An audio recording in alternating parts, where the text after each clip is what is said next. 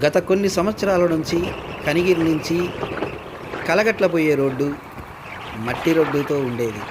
ప్రస్తుతం tar road నిర్మాణం జరిగింది. ప్రస్తుతం మనం చూస్తున్న ఈ రోడ్డు తార్ రోడ్డు. కనిగిరి నుంచి కొత్తూరు మీదుగా కలగట్ల గ్రామానికి వెళ్ళే రోడ్డు ఇదే. తరువాత కనిగిరి రైల్వే స్టేషన్కి వెళ్ళే దారి కూడా ఇదే.